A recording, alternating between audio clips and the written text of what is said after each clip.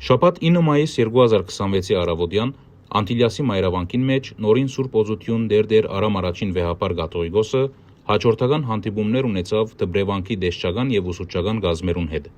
Բնականաբար հանդիպումներուն առանցքը Տբրևանքն էր։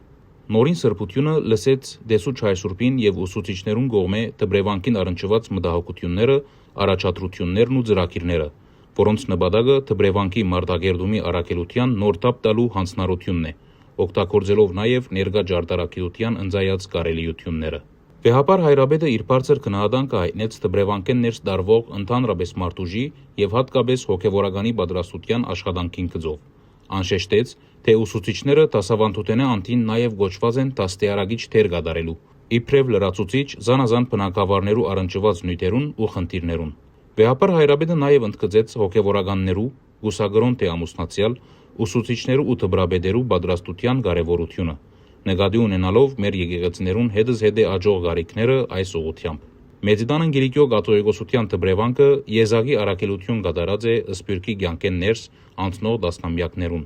մարդուժի պատրաստության բնագավառեն ներս։ Նույն առաքելությունը վերանորոգ նվիրումով անհրաժեշտ է շարունակել, շեշտեց Հայրապետը։ Այս առիթով անիրճերմ գնահատանքը հայտնեց Տբրևանքի բոլոր բարերարներուն ու բարեկամներուն, որոնք զանազան կերպերով կշարունակեն մասնակից դառնալ Տբրևանքի առաքելության։